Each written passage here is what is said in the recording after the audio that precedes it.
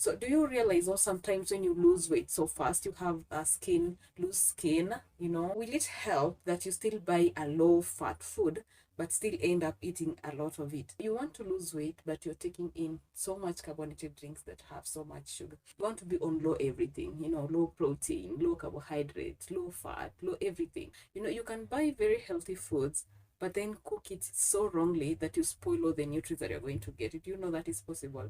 So on today's video, we are going to talk about weight loss, and you're talking about the weight loss mistakes. These mistakes that we always do when we are in a weight loss journey. We're going to talk about 5 or 6 of the most common mistakes that we do.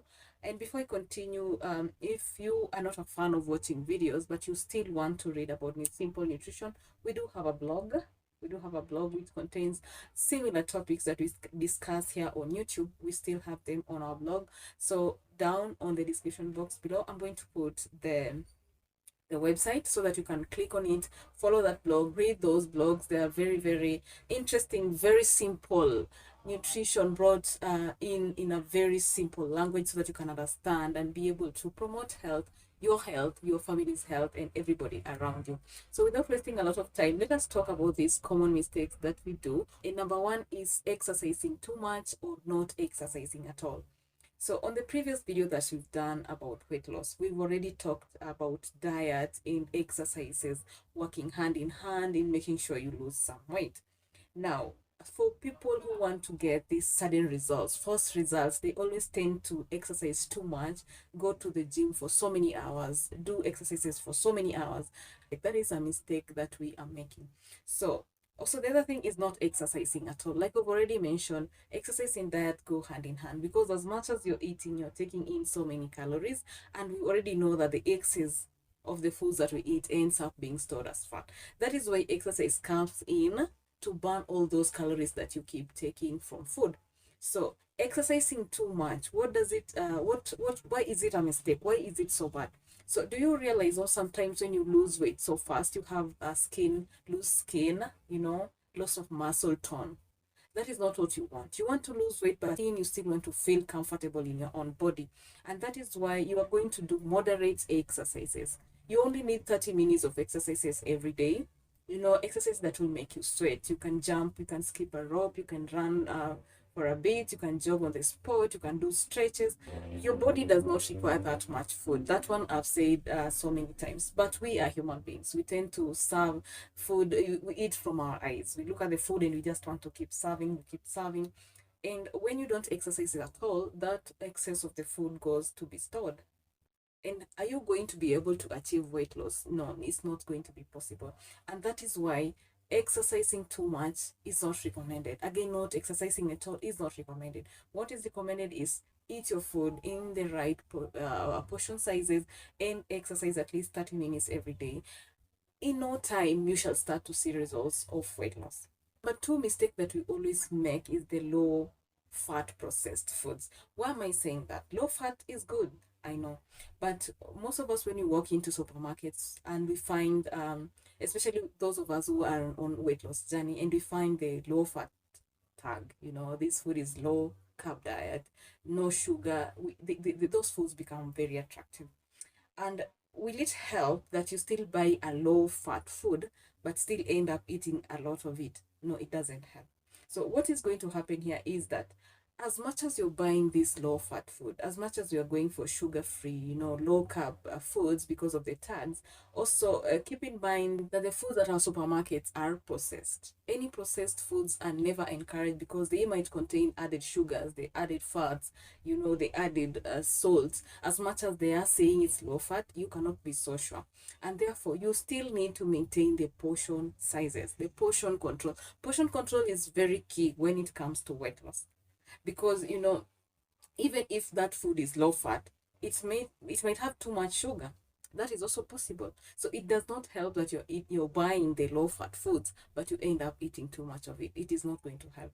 Third mistake that we always do is the carbonated drinks. So most of us have already gone into the tradition of having a carbonated drink alongside our meals.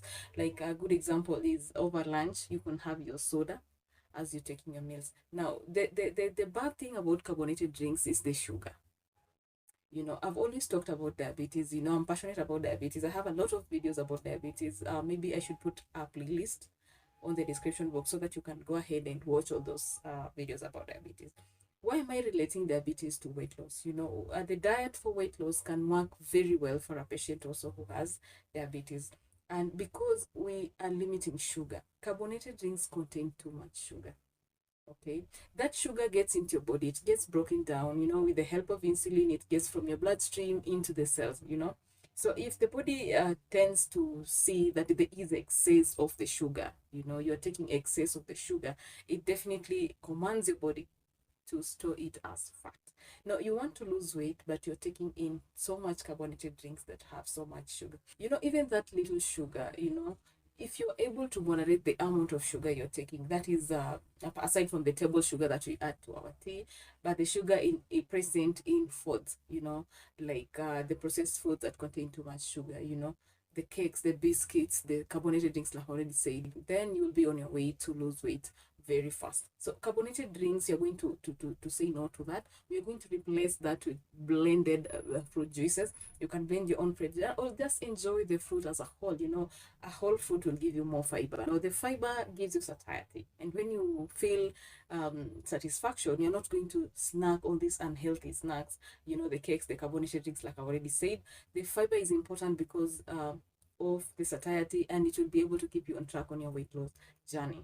The other mistake that we do is no protein, no fiber diet. Now, when you start a weight loss journey, your diet should contain all the foods from the different food groups. Why? You do not want to get into nutrient deficiencies only because you want to lose weight.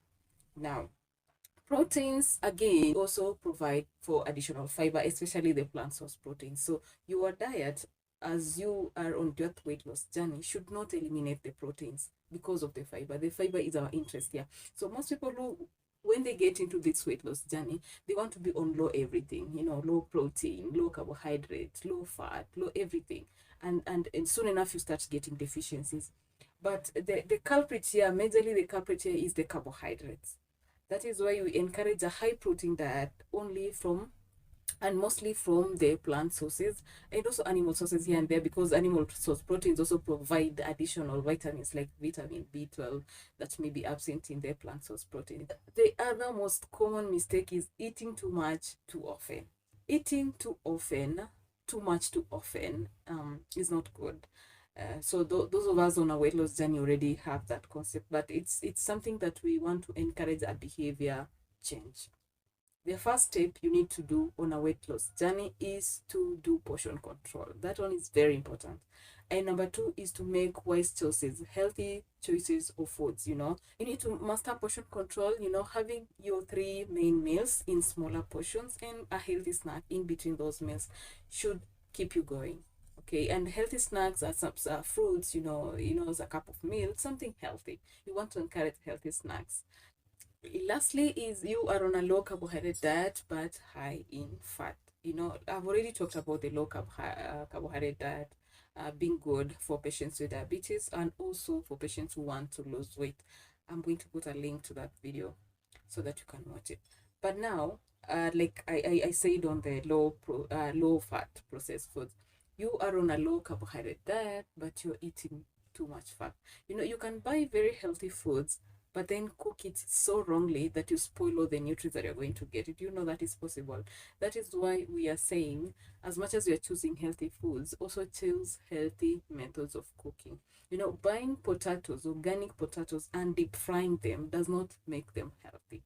That is one thing you should know. The potatoes, when you choose a very good new method of cooking, you can be able to get so much from potatoes.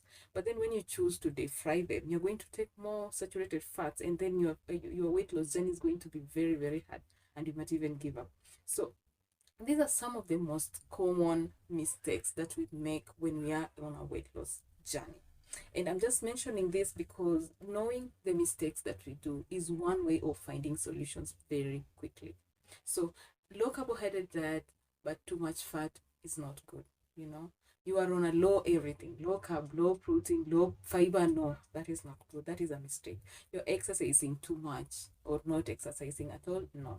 you are buying low fat foods, but you're eating too much of them. No, understanding these mistakes is one step into finding solutions, permanent solutions. We all want things to happen very fast, but also behavior change is a process. Losing weight can even stretch. Make your goals, make realistic weight loss goals. I've talked about that before. Thank you so much for watching this video today. It's been a while since I did a video, but like I've already said, if you're not a fan of watching the videos because of one reason or another, we do have a blog. Yes, we do have a blog, the Simple Nutrition blog. The same things we talk about here on the YouTube channel, we also post it on the blog, so that you can either read it or you watch it. You can also listen to it. There are so many avenues of getting to know this, and I love to make the language of nutrition very simple so that we don't have to struggle in understanding these things. Thank you so much, and have a nice day. Bye.